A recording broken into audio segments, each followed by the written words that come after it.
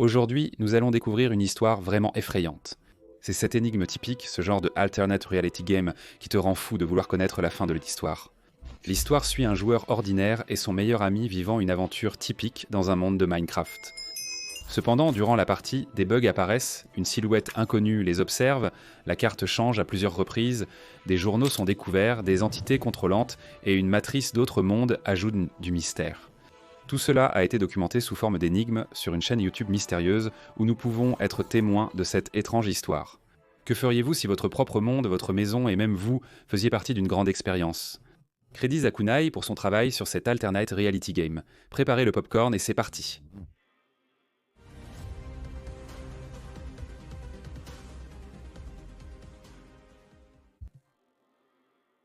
J'ai découvert par hasard une chaîne nommée Dédiqué.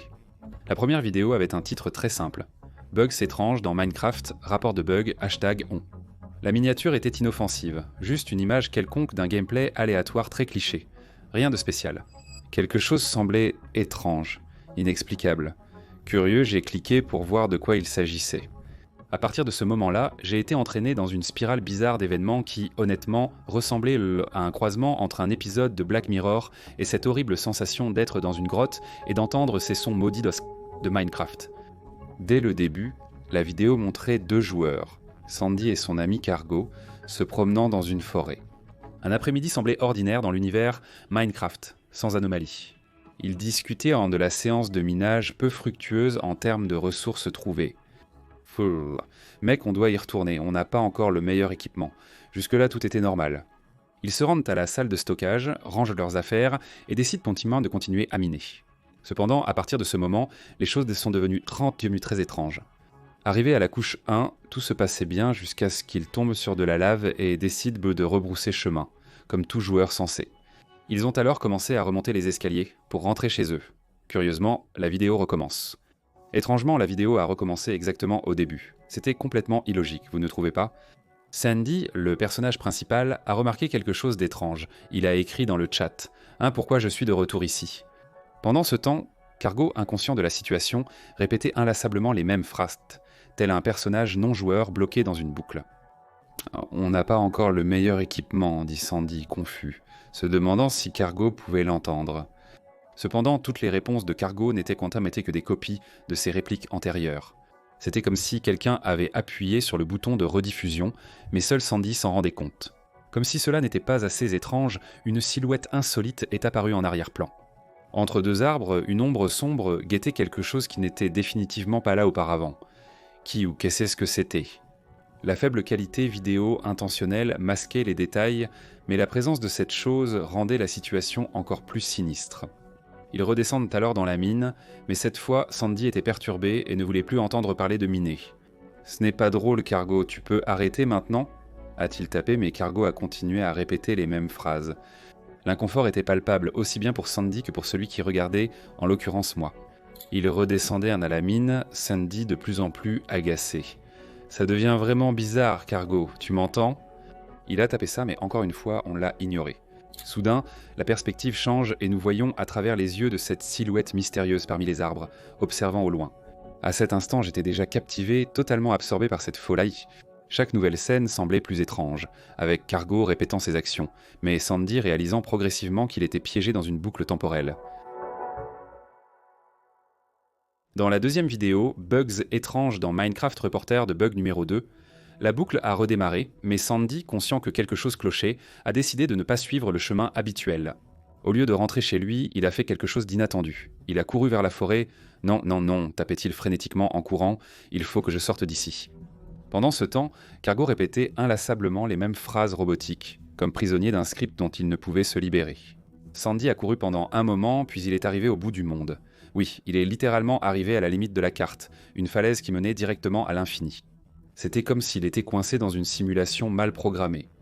Alors que Sandy regardait perplexe la fin du monde, la silhouette sombre est réapparue sans qu'elle ne la remarque.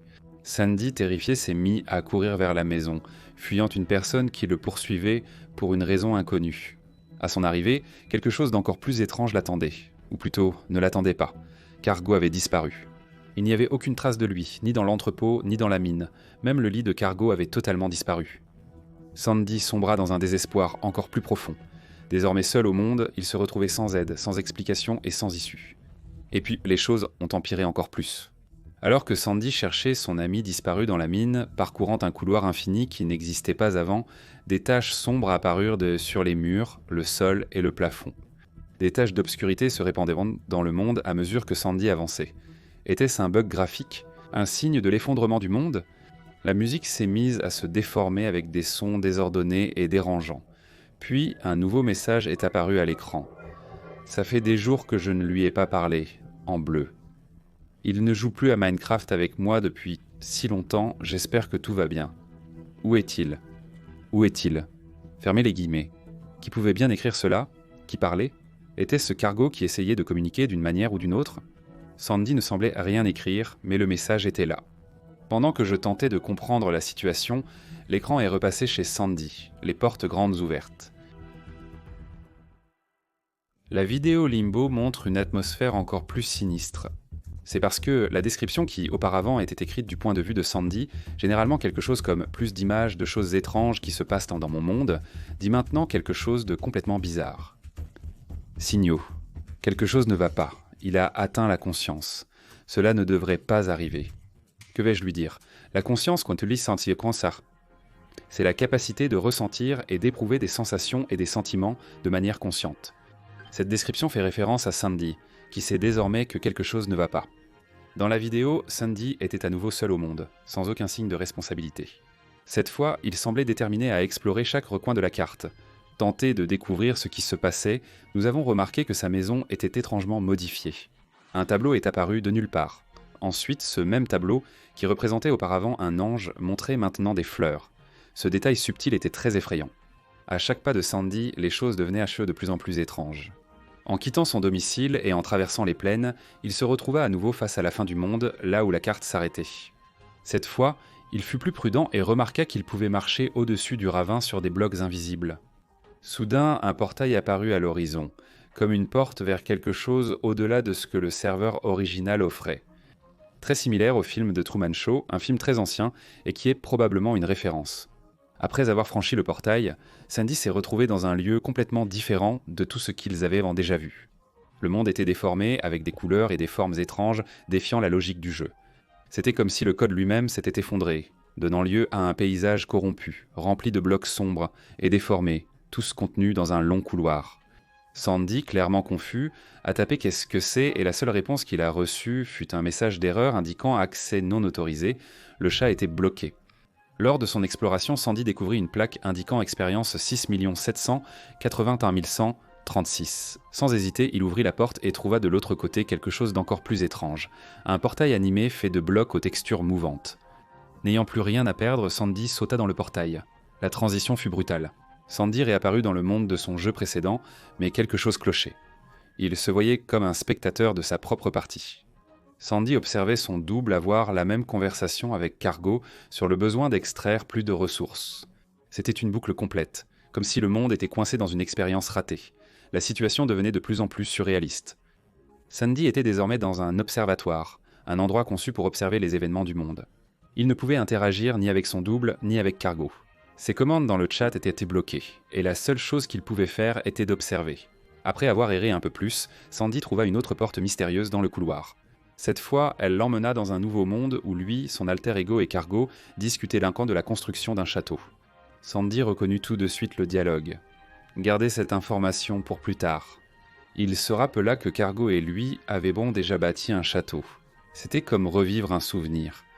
Puis la silhouette sombre réapparut, plus proche que jamais. Cette fois, le nom au-dessus de sa tête était clair. Voyard ou celui qui voit. Qui était-il? Un superviseur? Un joueur ou un programmeur? Impossible de savoir, mais cette silhouette semblait être derrière toute l'expérience d'une manière ou d'une autre. Sandy a continué à explorer les lieux, cherchant à comprendre la situation. Soudain, quelque chose d'inattendu s'est produit. Sandy est entré dans un monde totalement corrompu, avec un ciel rempli de formes géométriques étranges et un sol parsemé d'énormes trous. Au cœur du chaos, il a aperçu 2 joueurs inconnus. Ils étaient en train de construire une maison comme si tout était normal, mais quand ils ont levé les yeux, ils ont aperçu Sandy flottant au-dessus de leur tête. « C'est qui ce type ?» demanda quelqu'un. « Il survole notre maison ?» Réalisant qu'il ne comprenait pas la situation, Les joueurs l'ont ignoré et ont poursuivi leurs activités habituelles. Soudainement, un bruit de bug a retenti et Sandy s'est retrouvé face à une porte différente des précédentes. Au-dessus était écrit « Instable ». Que signifie ce mot? Serait-ce le monde d'origine de Sandy? Sans hésiter, il a sauté dans le portail, atterrissant dans un monde silencieux et terriblement sombre, sans autres joueurs, confirmant qu'il s'agissait bien de son monde d'origine. Presque tout était anormal. Le lieu paraissait familier, mais complètement corrompu. Il s'est aperçu de son erreur et a tenté de revenir, mais le bouton qui le ramenait au couloir ne marchait plus. Il était coincé là, tout seul. L'obscurité a envahi l'écran et la vidéo s'est terminée sur une dernière image, le chemin vers la maison de Sandy, mais sans la maison.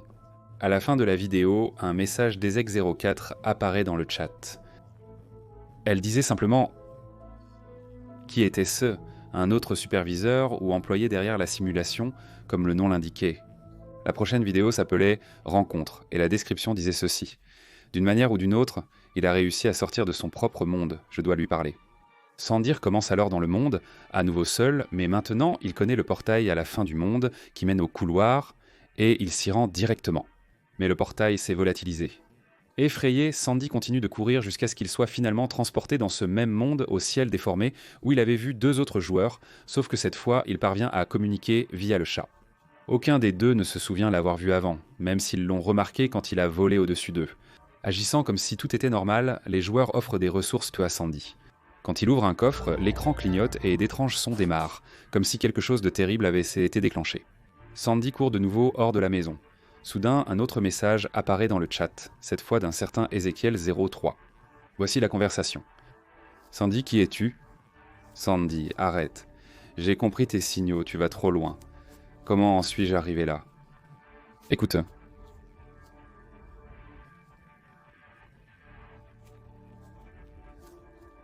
À partir de ce moment, Sandy ne peut plus envoyer de messages dans le chat, mais Ezek continue de parler.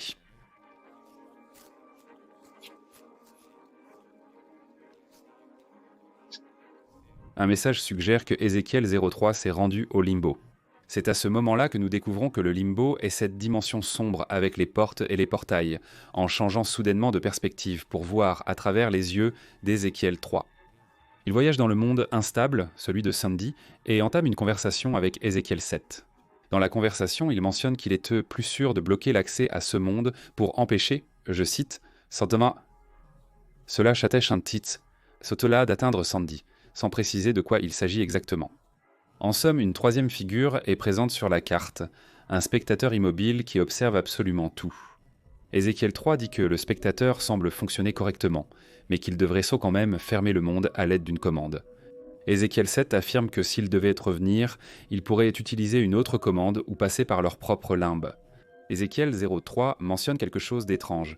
Si j'ai besoin de vérifier quelque chose sur le monde, je peux utiliser le terminal, c'est bien ça?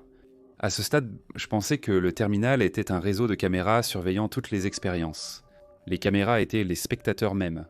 Cependant, avant la fin de la vidéo, Ezek07 prononce une phrase énigmatique concernant Sandy, sans révéler la réponse exacte.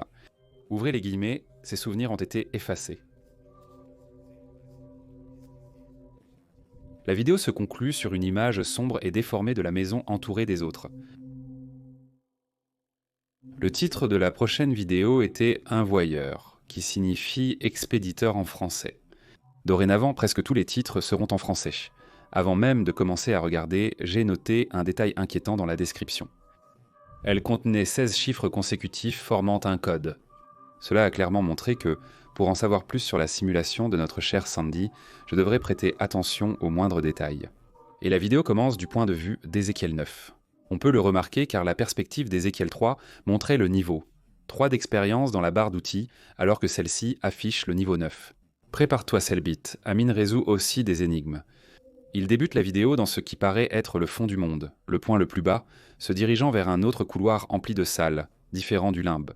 Il entre dans une salle remplie de coffres numérotés et ouvre le numéro 9, ce qui évoque des casiers d'école. Il prend un dossier et se rend dans la salle numéro 9 où se trouve l'ordinateur. Il commence à discuter par PC, mais on ne peut lire que ces répliques qui disent « Il se mêle encore de ce qu'il ne devrait pas, il a été trouvé dans le monde, hashtag 1296512518900, il a découvert la vraie maison, il en sait trop maintenant. Nous avons fermé, mais il a trouvé un moyen d'entrer. Nous ne sommes pas absolument sûrs de comment l'empêcher. Et il était possible que tu doives intervenir. Tu ne peux pas juste regarder ce qui se passe. Allô ? Et la conversation se termine, et voilà, sans la deuxième partie du dialogue, c'est un peu difficile de deviner toutes les réponses, mais il est facile de comprendre qu'Ezek 9 décrit ce qui vient d'arriver à Sandy. Il n'avait plus accès au lambeau par la fin du monde, mais il a simplement continué à marcher. Et il s'est retrouvé dans ce monde déformé avec les deux autres joueurs, d'une manière qu'Ezek 09 n'arrive pas à expliquer. Il est évident que le destinataire des messages est un chef ou un superviseur, car Ezek mentionne qu'ils ne savent pas comment arrêter Sandy et que cette figure devra peut-être intervenir. Tout cela est très intéressant. Cette vidéo, bien que courte, était très informative. La prochaine est encore plus étrange. Dans celle-ci, Sandy commence dans le monde normal, mais il tape dans le chat la commande donnée par EZ07 à EZ03 pour retourner dans le monde stable qu'ils avaient décidé de fermer. On ne sait pas comment Sandy a découvert cette commande. En fait, plus le temps passe, plus je suis sûr que Sandy lui-même sait beaucoup de choses que nous ne savons pas. Il utilise la commande pour se retrouver dans le monde stable. À partir de là, asseyez-vous, car les choses vont devenir très tendues. Il rentre chez lui, passant devant le spectateur. L'intérieur est vide, sans lit, table de craft ou tableau. Il descend les escaliers, là où se trouvait autrefois la salle de stockage, mais cette fois, il trouve une porte. Il traverse et découvre une pièce qui n'existait pas auparavant, une sorte de bunker. Il explore l'endroit et trouve une sorte de chambre avec un lit et un coffre. Dans le coffre, il découvre 4 livres, chacun correspondant à un mois différent. Juin, juillet, août et septembre, tels des journaux intimes. Petit spoiler, ils le sont vraiment, tous écrits par un certain Mathieu. Le premier, celui du mois de juin, est essentiellement une confession sur la façon dont Mathieu ressent plutôt le manque de jouer à Minecraft multijoueur, et il se termine par le fait qu'il raconte avoir invité un certain Andrew à jouer. Il ferme le livre et tape quelque chose d'étrange. Tout cela lui semble très familier. Dans son livre de juillet, Mathieu indique être un peu malade depuis 2 jours, mais qu'il joue toujours beaucoup. Il mentionne également avoir rencontré une créature étrange dans le jeu pour la première fois. Il évoque également qu'un certain Thomas les a rejoints et qu'à 3, ils ont décidé de bâtir un château. Cela vous rappelle quelque chose, n'est-ce pas ? Et cela se connecte déjà directement avec ce monde qu'il a observé, où lui et Cargo mentionnaient en scène qu'ils voulaient construire un château, et cela montre clairement que Sandy est, sans aucun doute, l'un des 3. Je parierais sur André car son surnom est Andy, ce qui a du sens avec son nom. Mais il y a plus. D'après le livre de Jules, La situation empire, ses 2 autres amis ont également commencé à tomber malades. Il conclut en décrivant la créature, aperçue une nouvelle fois, avec un 3 sur la tête. Très probablement, c'est le Ezek 03. Et dans le livre d'août, il dit qu'il a remarqué que la maladie ne touche que les adolescents et qu'il pense qu'elle est transmise à travers Minecraft lui-même. Dans le dernier livre de septembre, il évoque la possibilité de mourir le lendemain, puis sombre dans la folie en écrivant des propos incohérents. La dernière page se conclut par un message glaçant. Je fais partie de cela maintenant, j'appartiens à cela maintenant. C'était décidé depuis le début. Sandy, désespéré, range les livres et se retourne. Il tombe alors sur la dernière personne qu'il s'attendait à voir, son ami Cargo. S'ensuit une conversation entre eux. « Salut mec, Cargo, comment tu es arrivé ici ? Je te cherchais, je ne pense pas qu'on devrait être ici. Tu agis bizarrement mec. Qu'est-ce qui se passe ?» La musique monte et se déforme et Cargo répond. « On peut revenir en arrière, s'il te plaît ?» Et alors Sandy s'en rend compte. Non, non, non, tu n'es pas Cargo. Et elle commence à courir désespérément. Cargo poursuit Sandy en le suppliant de s'arrêter, mais celui-ci continue de fuir. Il va à la mine, pendant que Cargo dit quelque chose d'étrange depuis les escaliers. Tu vas regretter ce moment ? Tu seras toujours l'erreur connue pour tout détruire ? Il devient évident que ce n'était pas vraiment Cargo, ou s'il l'était, il faisait en fait toujours partie de la simulation. Et cela aurait beaucoup de sens étant donné que Execter 3 en a parlé à Sandy à son sujet. Sandy, ton ami ne reviendra pas et n'a jamais joué avec toi. La prochaine vidéo s'intitule « Receptar » qui vient du français « récepteur » ou « destinataire ». Le titre a pris tout son sens quand j'ai regardé. La vidéo était du point de vue de quelqu'un que nous n'avions jamais vu, un certain architecte qui commence à discuter sur l'ordinateur. Seules ses répliques sont disponibles, et il devient vite évident avec qui il parlait. Ouvrez les guillemets, continuez, incroyable, honnêtement je suis déçu par vous tous. Vous deviez juste fermer le monde, mais vous ne l'avez pas fait. Écoutez, vous avez 63 collègues, c'est à vous de régler ça, vous êtes livrés à vous-même. Mais si nous revenons à la vidéo précédente et lançons le dialogue 2/9 en même temps que celui-ci, nous obtenons la conversation complète. Voyons voir. Il se mêle de ce qui ne le regarde pas. Il n'aurait pas dû recommencer. Poursuivez. Il a été retrouvé dans le monde hashtag 12 965 125 189. Il a découvert la véritable maison. Incroyable, il en sait beaucoup maintenant. Je suis déçu de vous tous. Vous deviez juste fermer le monde, mais vous ne l'avez pas fait. Malgré la fermeture, il a réussi à entrer. Nous ne savons pas exactement comment le mesurer. Vous devrez peut-être intervenir. Vous avez 63 cuillères de travail, et c'est à vous de régler ça. Vous ne pouvez pas simplement observer ce qui se passe. Bonjour. La vidéo, bien que courte, est riche en informations. On apprend qu'il y a probablement 63 execs et que la description, composée de plusieurs phrases, détaille des symptômes similaires à ceux décrits par Matthieu dans son journal. Cependant, plus que cela, il y a exactement 16 mots. En utilisant le code de 16 chiffres tiré de la description de l'autre vidéo, chaque chiffre indiquant la lettre de la phrase respective, nous avons trouvé ceci : corps sans âme. Nous avons découvert une perspective différente, celle de l'architecte. Il n'était pas juste un type quelconque, mais le cerveau derrière la création de ces mondes et apparemment de tout le concept des boucles. Après cette séquence, nous passons à la prochaine vidéo, Difiant, qui signifie en français le défiant.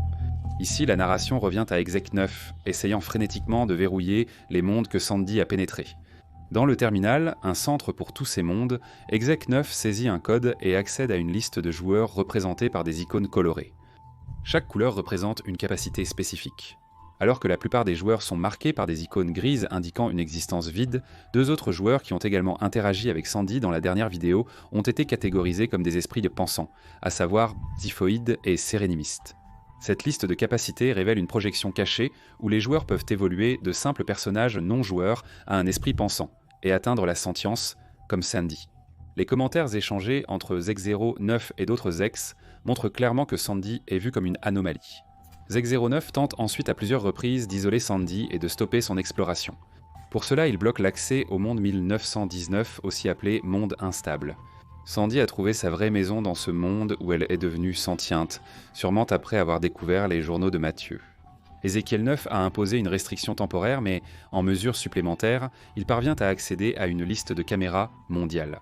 Nous avons découvert des icônes qui sont en réalité des caméras programmées pour surveiller les joueurs atteignant certains niveaux de pensée, comme Sandy. Cependant, Ézéchiel 9 n'est pas seul. Ézéchiel 13 s'interroge sur l'efficacité du blocage d'accès au monde 1919, notant que malgré cela, Sandy et d'autres joueurs ont continué leurs explorations par d'autres moyens. Et avec la présence d'autres esprits réfléchis comme Ziphoïde et Sérénimiste, Sandy semble exercer une influence inédite, propageant sa propre capacité de remise en question et de mémoire parmi les autres joueurs. Les interactions entre Ézéchiel 9 et Ézéchiel 13 révèlent une inquiétude croissante face à cette contamination de la pensée qui menace toute la structure de contrôle des Ézéchiel sur l'univers des joueurs. Lorsque Ézéchiel 9 utilise l'une des caméras pour observer Sérénimiste, l'un des nouveaux esprits pensants, nous sommes surpris par un extrême vidéo extrêmement long avec un son déformé montrant le joueur fixant la caméra. Comme Selbit nous l'a appris, un son déformé indique probablement quelque chose dans le spectrogramme. Pour ceux qui ne s'en souviennent pas ou ne le savent pas, le spectrogramme est une façon de visualiser l'intensité d'un signal. Et dans ce cas, notre signal est le son. Cela se fait avec le temps et sur plusieurs fréquences. Ce graphique audio est familier à tous les monteurs vidéo, et même sur WhatsApp on peut voir un spectre similaire. Beaucoup ignorent qu'il est possible de cacher des images dans un spectrogramme en les transformant en ondes sonores spécifiques, permettant de les voir à travers le graphique. En analysant le spectrogramme de l'audio déformé provenant de l'extrait de la caméra, on découvre le message suivant. Cloué au lit, incapable de bouger, de me lever, même de pêcher. Tout mon corps souffre. Ce passage semble faire référence à une maladie mentionnée par Mathilde dans son journal, mais la phrase exacte n'y figure pas, bien qu'on y trouve de nombreuses autres occurrences. Tous les joueurs, esprits pensants et êtres sensibles, sont-ils infectés par la maladie ? Nous le saurons bientôt. Ézéchiel 9 cesse d'observer la caméra lorsque Ézéchiel 5 apparaît. Il demande ce qu'ils font et Ézéchiel 09 répond qu'il surveille Sandy. Ézéchiel 5, consterné, annonce son départ soudain. Il se téléporte dans un autre monde qu'Ézéchiel 9 identifie comme le monde stable rouvert. Ézéchiel 09 le suit jusqu'au sous-sol de la vraie maison et le regarde incrédule, jeter tous les journaux dans la lave avant de s'enfuir. La vidéo se termine sur l'arrivée d'Ézéchiel 5 dans un monde entièrement blanc. La situation est étrange et déroutante. Ézéchiel 5 paraît s'opposer aux autres Ézéchiel.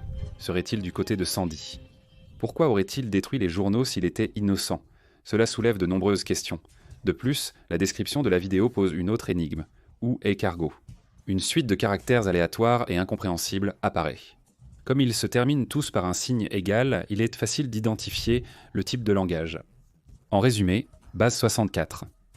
Un encodeur, pour dissimuler des messages, permet de trouver les réponses à la question en utilisant un décodeur. Il est parti, pour toujours, on ne le reverra jamais, rien d'autre qu'un souvenir. Fermez les guillemets, 4 phrases qui suggèrent l'emplacement de centre de Cargo, un endroit pas si idéal. Dans la vidéo suivante, intitulée Disponzola, qui en français signifie quelque chose comme aliénation ou, dans certains autres contextes, rejet, la narration revient à la perspective de Sandy, qui se trouve dans un environnement complètement différent. Il chute le long d'un axe, atterrissant sur un arbre, dans une nouvelle structure. L'endroit est ponctué de peintures troublantes, un portrait de la vraie maison et des représentations du limbe et du monde blanc. Tout semble fragmenté et irréel, comme si l'espace avait été plié et déformé intentionnellement. En explorant l'endroit, Sandy se rend vite compte que cet espace suit une logique non euclidienne, ce qui signifie essentiellement qu'il n'a pas de schéma géométrique cohérent, où des escaliers qui devraient mener à un endroit précis redirigent infiniment vers un autre lieu et des objets comme un jukebox disparaissent ou changent de place spontanément. Il atteint une ouverture sur le vide et contemple le coucher de soleil. Le jeu se termine alors, offrant une expérience très fragmentée. La prochaine vidéo, intitulée Réunion, fait suite à la précédente. Sandy découvre un interrupteur étiqueté « Interrupteur d'urgence ». Entendant des pas approcher, Sandy active un interrupteur, transformant rapidement le décor. Dans ce nouvel espace, il retrouve Zeg-05 à nouveau, qui pour la première fois l'appelle Andrew. 05, ce possible traître, révèle une information cruciale. Le vrai nom de Sandy est Andrew, et son ancien compagnon de poste était Matthew, l'auteur des journaux. Exec5, quant à lui, est Thomas, un autre des joueurs mentionnés dans les textes de Matthew. Thomas raconte qu'il y a longtemps, une étrange maladie l'a frappé avec Matthew et Andrew, les transformant en coquilles vides prisonnières de boucles répétitives. Il détaille que, dans cet état, ils n'étaient que des sangs, n'en étaient que des corps sans âme, sans conscience de qui ils étaient, auparavant, dispersés dans différents mondes, condamnés à répéter les mêmes événements à l'infini, comme si c'était une course de rats où l'on est piégé dans un système dont on ne peut pas sortir. Dans ce nouvel espace, Ézéchiel 5, Thomas, révèle que la mystérieuse maladie qui a affecté Sandy, Andrew et Cargo, Matthew, pousse les victimes à revivre les mêmes événements à répétition, tels des fantômes piégés dans un cycle infini. Il décrit alors le concept, qui est essentiellement un multivers où toutes ces boucles sordides s'interconnectent, avec Ézéchiel surveillant chaque univers à la recherche de joueurs montrant des signes de conscience. Quand un joueur fait preuve de raisonnement, une caméra est placée dans le monde pour permettre aux responsables d'observer de près toute irrégularité. Il explique que ceux qui atteignent la conscience sont emmenés dans un monde appelé Disposal, qui est cette vidéo précédente, pour y être éliminés. Thomas a placé l'interrupteur d'urgence dans le Disposal, permettant à Sandy ou Andrew de s'échapper. Selon Thomas, le rôle de l'architecte va au-delà de la simple création. Il agit aussi comme un contrôleur, tentant de garder toutes les expériences dans leur routine répétitive.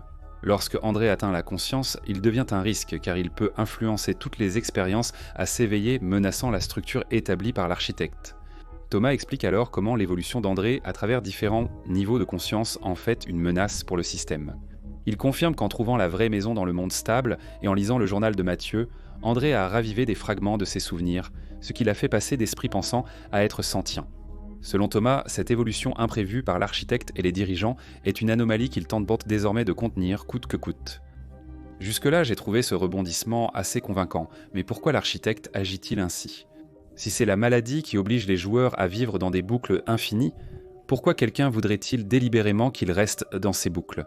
Pourquoi le développement sans science est-il indésirable? Eh bien de plus, si Thomas a été infecté, pourquoi est-il devenu un exec? Malgré le manque d'explications complètes, Thomas poursuit en donnant des consignes à son ami. Il explique que le plan est de renvoyer Andrew dans la boucle initiale, mais qu'il va configurer le voyeur pour qu'il reçoive la conscience de la charge, ainsi à la fois Matthew et Andrew pourront s'échapper en allant jusqu'au limbe, ce long couloir où les salles sont connectées. Malgré le manque de réponse concernant la fuite de la simulation, Andrew fait confiance à Thomas et appuie sur un bouton qui le renvoie dans sa boucle initiale. Andrew réalise que son plan de possession a réussi après avoir appuyé sur le bouton, d'où il tentera de s'échapper. Il peut désormais communiquer directement avec Matthew, le poste, via l'une des entités. La vidéo se termine avec les deux personnages planifiant leur fuite. Contrairement à ce que j'attendais, la vidéo suivante ne montre pas leur plan en action. La vidéo suivante, intitulée « Un message pour vous », est racontée du point de vue de l'architecte, ce qui diffère complètement de ce à quoi nous sommes habitués. Il dit ce qui suit, ouvrez les guillemets. Bonjour, ici l'architecte. Je suis certain que vous savez qui je suis. Je vous déconseille fortement de continuer à regarder le contenu de cette chaîne YouTube. Tout ce que vous avez vu jusqu'à présent n'est que pure fiction. Je ne sais pas qui est responsable de la publication de toutes ces vidéos, mais je n'ai aucun moyen de supprimer le contenu. Ce n'est pas la vérité sur le multiverse concept. Ces vidéos sont manipulées et leur seul but est de vous faire y croire, de faire croire que je suis le méchant ici. Gardez cela en tête si vous voulez vraiment continuer à regarder. Ne croyez rien de ce qui est publié ici. Adieu. Et honnêtement, même si ce message brise le 4e mur, je dois avouer que cela ne m'a pas vraiment surpris. Je soupçonnais déjà qu'il y avait plus à cette histoire que ce que Thomas disait.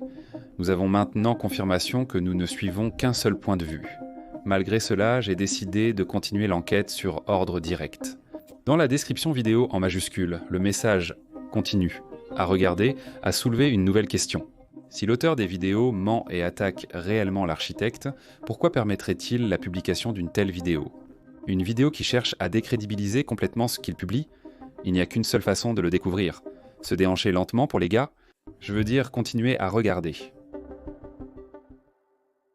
La prochaine vidéo, We Need Help, nous avons besoin d'aide, revient au duo d'amis, mais cette fois du point de vue de Cargo possédé par l'entité. Il marche déjà dans les limbes, et Sandy guide les deux jusqu'au monde corrompu, où il a rencontré Ziphoid et Serenimish pour la première fois. Serenimish dit ne pas savoir où est Ziphoid, mais accepte de retourner avec le duo dans les limbes. Fin de la vidéo. C'est essentiellement ce plan de sauvetage, le plan d'évasion en action. Le titre de la prochaine vidéo, Lifeless, poursuit directement là où la précédente s'est terminée. Le trio découvre avec étonnement que le pseudo de Mathieu, anciennement Voyer, est redevenu Cargo, le pseudo d'origine. André guide les deux autres jusqu'au monde instable, où il a initialement trouvé les journaux. La maison réelle est encore plus bizarre, avec des blocs colorés et déformés qui s'échappent de la structure. Ils descendent au sous-sol chercher les journaux, mais ne trouvent rien, car, comme vu précédemment, Thomas, en tant que ZEG-5, les a tous brûlés. En remontant au rez-de-chaussée, ils rencontrent Thomas qui a trouvé un moyen de communiquer avec eux en feignant de vérifier les données du monde, mais n'a que peu de temps. Il avoue l'avoir brûlé les journaux sans en donner la raison. Peu après, il déclare qu'ils doivent retourner dans les limbes et sauter dans le vide. Voyant leur hésitation, il promet qu'après leur retour, tous les trois pourront voir les journaux de leurs propres yeux. Sans donner de détails, il les téléporte tous les trois. Ils se rendent au bord du vide en discutant de qui doit saluer en premier. À ce moment-là, Mathieu est poussé par quelqu'un et la vidéo se termine. Dans la vidéo suivante, Abgrund, qui signifie abîme en allemand, Andrew, Mathieu et Serenimish explorent un nouveau niveau du multivers conceptuel. Cette fois, nous parlons de l'abîme où ils se sont retrouvés après l'indication de Thomas. Cet endroit est vaste, sombre et déformé, tel une chambre souterraine du concept où les lois normales de l'espace-temps ne s'appliquent pas. La description de la vidéo inclut des vers sombres d'un poème de Wilhelm Busch, un poète allemand, qui suggère un sentiment inévitable de destruction, renforçant le ton sinistre de la scène. André et Mathieu traversent l'environnement, passant par des couloirs et des arches détruites qui semblent prêtes à s'effondrer. À un certain moment, Mathieu exprime son malaise face à l'endroit, avouant que l'environnement l'effraie. André rassure son ami, insistant qu'ils doivent continuer et qu'ils trouveront une sortie, car Thomas ne les aurait pas envoyés ici pour mourir. Au milieu de ce paysage désolé, il voit quelque chose de troublant. La maison d'André, la vraie, flottant désormais dans un vide sombre. Dans la vidéo suivante, Perte de contrôle, la perspective change pour une réunion impliquant l'architecte et d'autres entités du concept. Lors de la réunion, le côté bleu avec le créateur, le fondateur et l'instigateur, et le côté rouge avec l'auteur, l'inventeur et l'initiateur. L'architecte, arrivé en retard, est critiqué par ses collègues mécontents de son manque de contrôle sur les anomalies dans leur monde. C'est essentiellement une réunion de tous les univers pour discuter de chaque monde carré. Au cours de la conversation, Enchergador mentionne que Sandy et d'autres joueurs ont été aperçus dans l'abîme par un exécutant connu sous le nom d'Altcash, ou exilé, et qu'il semble s'approcher d'une couche appelée Grenzen, un terme allemand qui signifie « frontière ». Dans cette vidéo, je parle allemand, français et anglais médiocre, ainsi que portugais courant façon Shopee. Laisse un like pour l'effort, car je ne connais pas les prononciations. Si tu es blonde, suis-moi sur Instagram. Un autre membre de cette réunion, le fondateur, souligne que si ces joueurs passent au niveau suivant, ils pourraient atteindre une couche finale qui menace toute la structure du concept du multivers. L'architecte minimise l'inquiétude du reste du groupe, disant que l'abîme n'est qu'une terre dévastée et qu'il n'y trouverait rien. Le fondateur révèle alors que Sandy, connu sous le nom d'André, a été séparé du groupe et se trouve maintenant au Greshamshain, un terme allemand désignant les frontières. L'architecte, l'air préoccupé, promet de résoudre la situation et quitte la réunion. C'est dans cette vidéo qu'on se rend compte que l'architecte n'est pas une force absolue dans le multivers conceptuel, mais qu'il répond aux décisions d'une sorte de conseil qui est d'ailleurs fortement jugé par ses collègues. Cependant, la vidéo ne se termine pas là, car juste après la réunion, nous revenons sur André seul dans le Grand Sunshine. Il se trouve que le Grand Sunshine est justement la vraie maison flottant dans l'obscurité et, sans plus d'explication, notre protagoniste apparaît à l'intérieur. Il descend au sous-sol, ne trouve rien, remonte et aperçoit par la fenêtre un château flottant dans l'obscurité. Il est sous-entendu qu'il s'agit du château que lui et Cargo voulaient construire, comme mentionné dans la vidéo précédente. Il explore un peu jusqu'à trouver une trappe qui mène à un trou d'un bloc de largeur. Il commence à descendre et, alors qu'il plonge dans l'obscurité, André commence à interroger Thomas. Je cite « Wes, Thomas, je croyais que tu m'aidais. » Fin de citation. Dans la prochaine vidéo réponse, Mathieu et Sérénimiche, maintenant séparés d'André, continuent à errer dans l'abîme lorsqu'ils rencontrent une figure mystérieuse, Ézéchiel 111, à la peau extrêmement pâle et portant le numéro 111 marqué en noir. Ézéchiel 111 commence à discuter avec eux. Il explique que l'abîme est une couche destinée aux joueurs qui montrent des signes de conscience afin d'empêcher qu'ils avancent vers d'autres zones du multivers concept. Turo indique même que c'est précisément cet exilé qui a été mentionné lors de la réunion des puissants. ZX111 révèle qu'Andrew a probablement avancé vers Grimshansai, une couche extrêmement dangereuse du multivers concept, accessible uniquement par des moyens risqués. Bien que ZX011 ne soit pas aussi hostile que les autres ZX, il observe tout de façon quasi impartiale, comme s'il était curieux des joueurs. Il indique alors une roue sur Amatil et Sérénimiche. Après une zone plate et plusieurs tours, pourront-ils atteindre la tour centrale menant à la couche suivante ? Et enfin, dans la vidéo Krenchesai, après avoir marché un moment, le duo trouve la tour centrale et à l'intérieur un trou menant à l'obscurité. Ils se regardent alors, se demandant si c'est la meilleure alternative. C'est alors qu'ils arrivent à une conclusion. Il n'y a pas d'autre alternative. C'est avec cette pensée que le duo se jette dans l'obscurité infinie et ainsi la vidéo se termine. La vidéo suivante, intitulée « Ezek Footage Confrontation », c'est-à-dire enregistrement du confrontation d'Ezek, nous ramène à la perspective d'Ezek 5. Dans son monde blanc, Thomas utilise une commande pour se rendre au Limbo et confronter l'architecte. La conversation devient intense, Thomas accusant l'architecte d'emprisonner et manipuler cruellement ses amis. L'architecte répond que Thomas était conscient des conditions lorsqu'il les a acceptées, et c'est le seul indice que nous aurons sur la façon dont Thomas et Pataes est passé de Vessel à Ezek. Ma théorie est que certains d'entre eux reçoivent cette opportunité de temps en temps, et peut-être que les 64 sont justement d'anciens joueurs. Et pendant la discussion, Thomas mentionne une figure mystérieuse appelée L, quelqu'un qui semble avoir du pouvoir sur l'architecte et les autres gardiens, ce groupe de figures rouges et bleues que nous avons vu précédemment dans Hors de contrôle. Cela confirme que l'architecte et les autres gardiens, bien qu'ils soient aux commandes, répondent à des forces supérieures. Et face aux provocations de Thomas, l'architecte perd patience et menace de le tuer. Mais Thomas ignore les menaces et termine la discussion en se jetant du limbe dans l'abîme où il a envoyé ses amis. Dans la vidéo One of Those Days, un de ces jours-là, une scène inattendue se produit. Sous la pluie, André et Mathieu discutent avec décontraction de leur vie, de l'avenir et du départ prochain pour l'université. L'échange de mots entre eux est naturel, sans aucune mention du jeu ou des événements qui se déroulent dans le multivers concept. Dans ce dialogue, Mathieu exprime son malaise existentiel en questionnant le but de la vie et ce qui compte vraiment au final. André répond avec optimisme, soulignant que ce qui compte, ce sont les liens et les amis rencontrés en chemin, assurant qu'il n'abandonnerait jamais Mathieu. Cette scène semble précéder les événements du journal de Mathieu, suggérant qu'elle se déroule avant qu'il ne tombe malade. Et curieusement, l'existence de cette vidéo soulève des questions sur la façon dont le concept de multivers est lié au monde réel, laissant entendre que Minecraft et le concept pourraient n'être qu'une couche supplémentaire d'une réalité encore plus vaste. En effet, jusqu'à présent, nous pensions que l'âme et la conscience des personnes réelles étaient injustement piégées à l'intérieur de Minecraft. Mais comme la réalité elle-même qui précède le concept se trouve dans Minecraft, les choses peuvent être bien plus complexes. La description de la chaîne inclut un poème attribué à Mathilde, reflétant une crise existentielle. En faire qu'ebe, refaire sans raison, conscience qu'en changement, fin. Verrons-nous un jour la fin du tunnel, ou resterons-nous là, à regarder la vie passer, sentir le vent frapper notre visage, laisser la pluie tomber sur nous, comme des grains de sable placés par le destin, là où nous resterons pour toujours, telle une fleur jamais fleurie. Dans ce poème, il exprime un sentiment de vide et de monotonie, reflétant le rôle de Mathieu, premier à succomber au cycle et aux boucles sans fin du concept. Cette perspective suggère que l'optimisme d'André a pu influencer sa progression vers la science et la connaissance malgré son infection, alors que Mathieu était resté prisonnier jusqu'à sa libération par André et Thomas. Et enfin, dans la vidéo finale, le Fleur, c'est-à-dire fleur en français, Mathieu apparaît dans la couche Grand Sunshine, seul, même s'il a sauté en même temps que l'être animiste. Il explore une zone avec des structures datant de l'époque où lui, André et Thomas jouaient ensemble.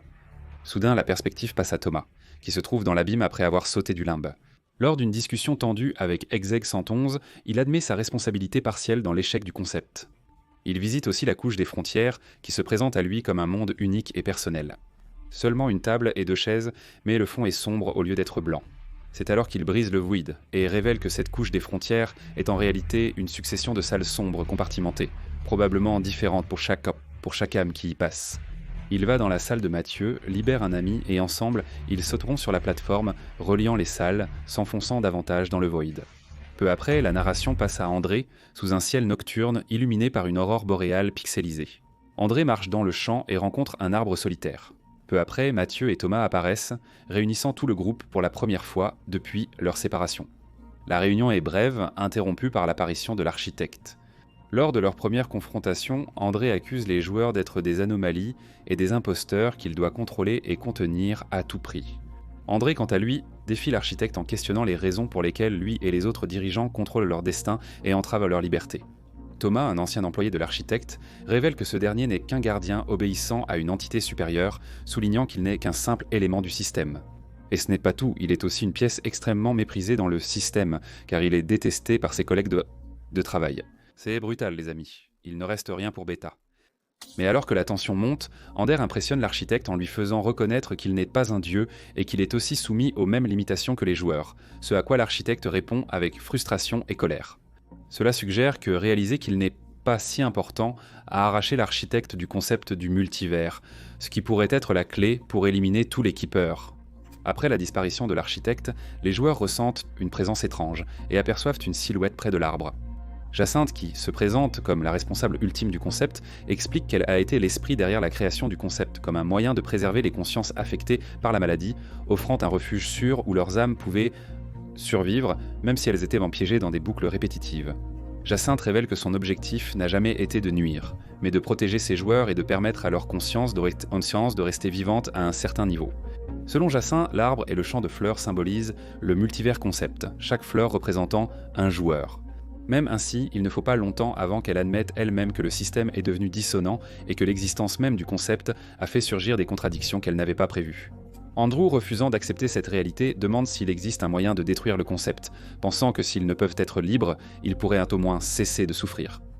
Jacinthe, bouleversée, dit qu'elle ne peut pas le faire et part, laissant les joueurs face à leur choix. Andrew est donc le seul à parler à ce moment-là. Il insiste sur le fait que garder les âmes actives dans des boucles sans fin est une torture et qu'ils doivent trouver une solution pour y remédier. De cette façon, ils sont finalement déterminés à libérer tous les joueurs, décidant que la seule issue serait de se sacrifier eux-mêmes pour mettre fin au multivers concept. Andrew, anciennement Sandy, dit préférer briser les boucles pour libérer les âmes des joueurs plutôt que de les laisser prisonniers d'une existence sans fin. Mathieu et Thomas tentent de le persuader de renoncer, non par désaccord, mais pour préserver le trio. Il demeure néanmoins résolu, persuadé que c'est l'unique moyen d'offrir la liberté à chacun. Dans la scène finale, André se sacrifie. Sa disparition entraîne l'effondrement du multivers concept. Le champ de fleurs devient instable, et Mathieu et Thomas observent le ciel s'éclaircir et se fragmenter, tandis que le monde autour d'eux se désagrège. Alors que le multivers s'effondre, l'écran s'assombrit et un ultime message apparaît dans la description. Peut-être que les choses doivent simplement prendre fin, c'est parfois presque essentiel pour grandir, malgré la perte.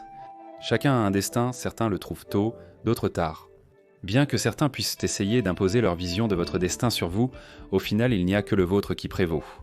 La vie est dure, perdre un être cher est toujours éprouvant. On voit cela d'innombrables fois et à la fin tout s'arrange, du moins on l'espère. Ainsi se termine The Decade. Mais au final, que signifie toute cette histoire ? Je pense que cela dépend. Pour moi, The Decade est une réflexion sur la brièveté de la vie et la nature éphémère de tout ce qui existe. En conclusion, je crois qu'il reste cette réflexion. Vivre sa vie actuelle en boucle sans fin, en étant conscient de cette répétition éternelle, serait-ce agréable pour vous ? Cela aurait-il vraiment un intérêt à long terme, ou ne serait-on qu'une torture après un certain temps ? Je pense que c'est la conclusion finale. Ouvre les guillemets. Les choses ne sont belles que parce qu'elles se terminent. Ferme les guillemets. Cinéma absolu. En ce moment, André, Thomas et tous les autres sont en train de pisser dans le multivers concept tout en s'embrassant sur la bouche.